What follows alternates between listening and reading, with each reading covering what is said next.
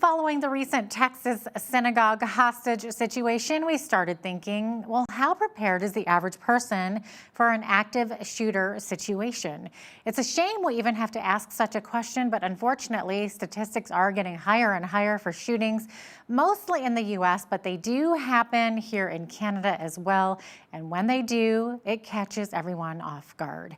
Our next guest is a former police captain with over 20 years of service and personal experience with active shooter situations, specifically in schools, businesses, and places of worship. He is currently the Director of Training at Safe Defend, located in Kansas. Doug Parisi works on policy implementation, crisis response planning, and threat mitigation. He's considered an expert in these situations. We welcome him to the show today. Doug Parisi joining us via Zoom from Kansas. So great to have you on today, Doug. Well, thank you for the opportunity. I do appreciate talking to your audience. Doug, so the website at Safe Defend, where you are currently a trainer, has some interesting information and stats on it. So what stood out most to me was the amount of casualties reported in such events when civilians get involved with thwarting the shooter, as opposed to waiting for police to come and handle the situation. I think it said something like 3 casualties if civilians get involved versus 14 casualties if you wait for police. This is staggering. It is, and that goes down to what happens when you are prepared, when you understand that. One of the things I do want to caveat real quick with your audience is understand that these incidents are extremely rare. You're more likely to be struck by lightning than be in a situation like this. But what you have to understand is that they are possible. Whether it's a disgruntled employee or something that happens to work, a disgruntled customer, a domestic situation for a coworker or something you're involved in, these type of hostage situations or violent events sometimes just happen to occur around you. And it's about being prepared. And one of the hostages in this situation definitely commented that his training is what kicked in and enabled him to survive the situation. And so that's the reason we're talking here today. That's fascinating. Maybe talk about your line of work and your experience with shooting events. So what's interesting is I was in law enforcement for 20 years, but going all the way back to when I was 13 years old, my high school, the district that I was in, there was a shooting. Unfortunately, two children lost their lives, but it was at Parkway South Junior High. I was at Parkway Central. But I saw the aftermath of it. There was the trauma, the fear, the stuff that you would experience as a 13-year-old. And I saw what they did was, they locked the doors, they put up cameras, they got a school resource officer, they got two-way radios for the staff. And it was all an idea like, hey, this is what we know we should be doing. The unfortunate thing is that too much has gone on in that time frame, but we're still doing the same thing. The recommendations are always access controls and having armed security and things like that. And what we look at is we understand that it's not always about that. A lot of the times what you have to do is be prepared. When I was with the statistics that you talked about civilians intervening, if we have seen incidents all across the country that sometimes don't even get reported, where somebody pulls out a gun and the next thing you know, somebody tackles them or they engage them or they neutralize that person that's meant to do harm. And so there aren't any casualties. And so the casualty count is low, then we don't have instances like that. Unfortunately, we have school shootings or some other violent attacks that happen at synagogues and things where somebody's not in a position to take advantage of the situation and neutralize it or stop it. And then that's where the casualty counts start to get really high. The reason is not that law enforcement isn't doing a great job. It's just that it takes them so long to get there. That's right. I mean, we want to be really clear that police should be the ones handling these situations, right? But like you said, sometimes it's just the timing of them. And in the meantime, so many more casualties can unfortunately happen. Maybe talk a little bit about the work that you do at Safe Defend. So first of all, what is Safe Defend? So Safe Defend is an advanced notification system. What we do is that it's basically, the simplest way to put it is it's a fire alarm for sort of a hostile intruder. Unfortunately, here in the United States, and I can't speak for Canada, but I know that the information is similar, you're more likely to be in a hostile event at work than you would be at a workplace fire. If there's a workplace fire, though, you pull an alarm, it notifies the emergency services, it notifies everybody in the building, and everybody knows the process and what they should do in order to prevent that. Our system comes with training, and what we do is that upon activation, people use. We have just basically just like fire alarms around a building, we have activation stations. And so if something happened, all you need to do is put your finger down on it.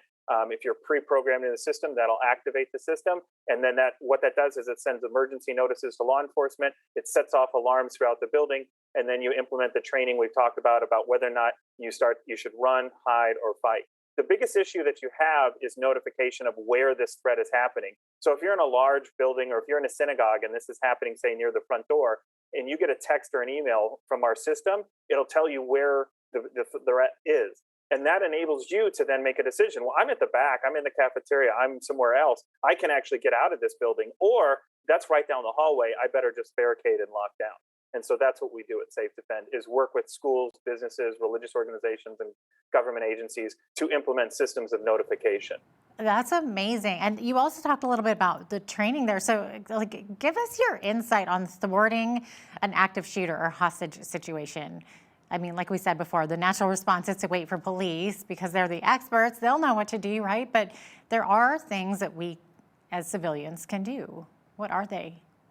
Yeah, ideally, you just said it best. Most of the time, we really want police who are trained and equipped to handle this type of situation. But there just comes down to circumstances where sometimes you have to act. If you're at the front office or if you're in an open area and that person is within feet of you, the chances of you getting away from them without being harmed are diminished based on your proximity to them. So you have to understand, what are my other options? In the situation we saw in the synagogue, he picked up a chair and threw it at the person. What people don't understand is that's a very effective thing, because what ends up happening is that person is going to flinch, they're going to look away, they're probably going to raise their hands up to block that chair. And so you make a decision, do I run from them or do I engage them? That's the type of stuff that we want people to think about.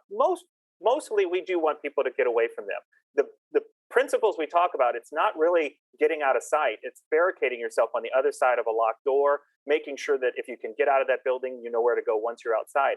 That's a lot of what our training talks about is, you're in a big studio right there. So you would have to look around and say, what are my options? What rooms, what doors are unlocked? Where can I get if something were to happen?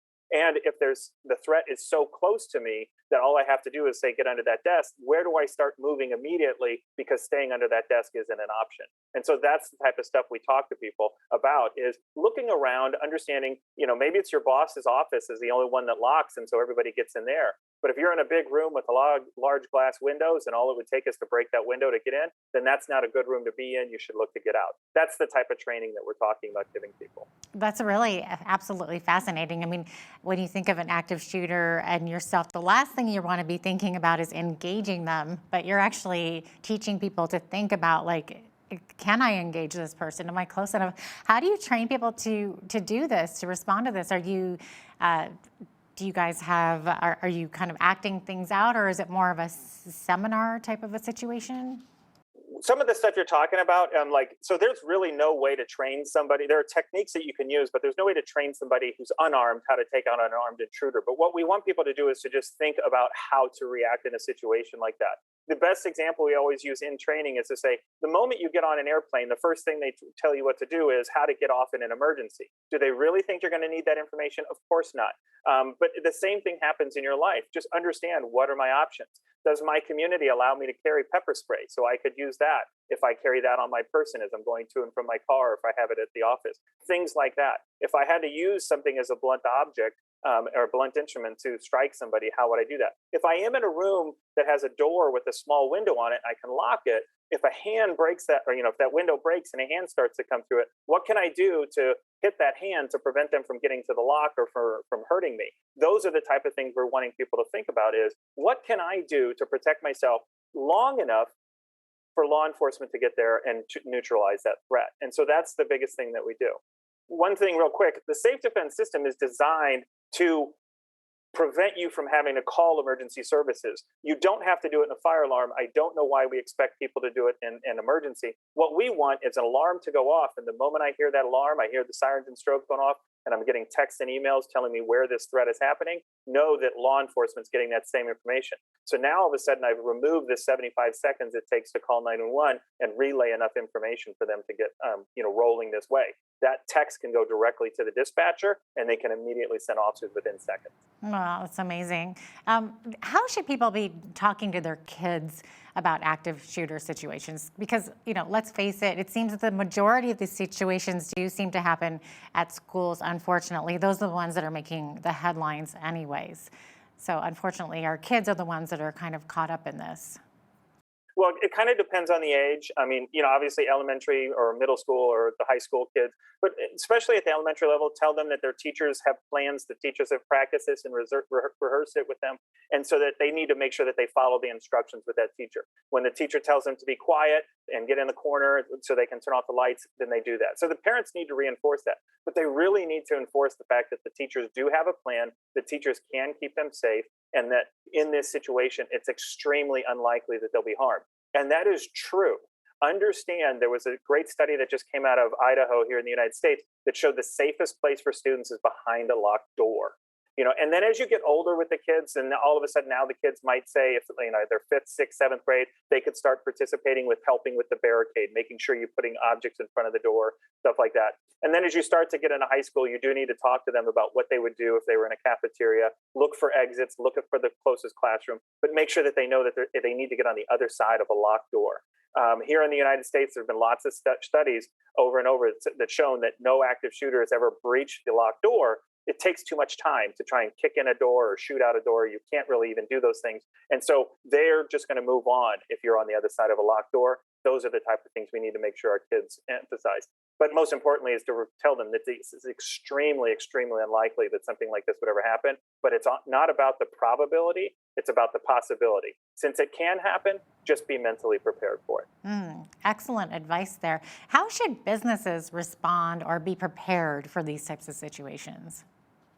So the most important thing is the biggest lesson that we can learn from this synagogue shooting is the fact that they had a lot of the security that you would think about. They had cameras, they had access controls, they had locking systems, all that sort of stuff. But this is one of the things that businesses have to understand.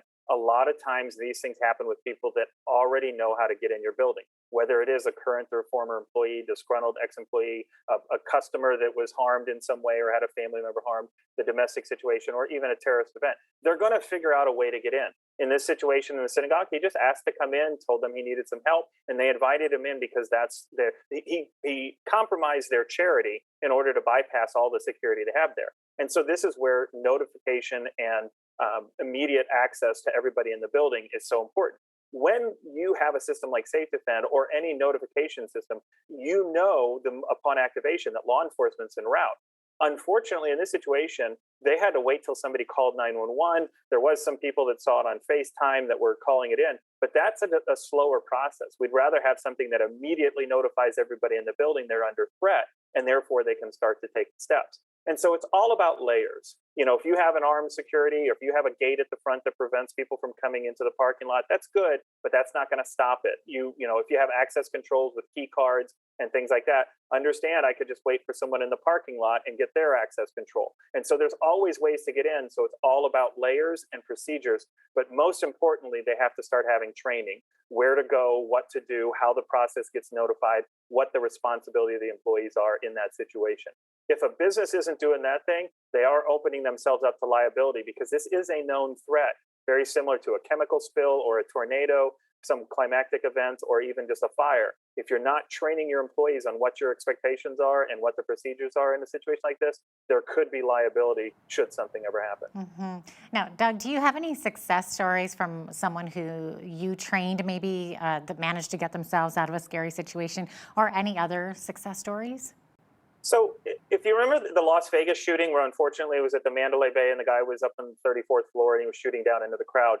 We have several clients in the Las Vegas area, and several of our clients sent us back and we have their quotes. But they basically, what we talked about in a mass casualty event like that, you're going to hear a lot of gunfire, and then there's going to be a pause of that gunfire. That usually means that the person is reloading, that the person is engaged otherwise. And so it's during that pause of information that you need to start moving.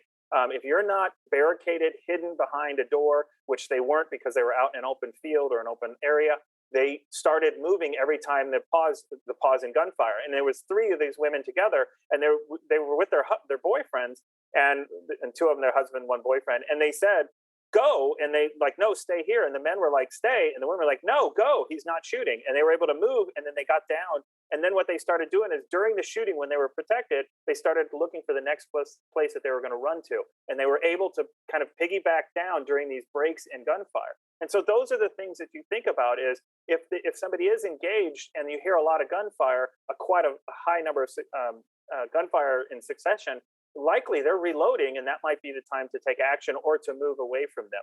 And so that's what we talk about. And so that was something that definitely those people said that training, that knowledge, that thought process that put in their mind gave them the plan they needed to get away from harm in that situation. Wow, I literally got chills, Doug, when you were recounting that story. I could picture it so well. Thank you so much for your time today and for sharing your insights and your expertise with us. We really appreciate it. Certainly. I appreciate the opportunity. Doug Parisi is a former police captain and the director of training at Safe Defend. So happy to have him on today. I'm Jeanette Roche on behalf of all of us here at Bridge City News. Thanks for watching.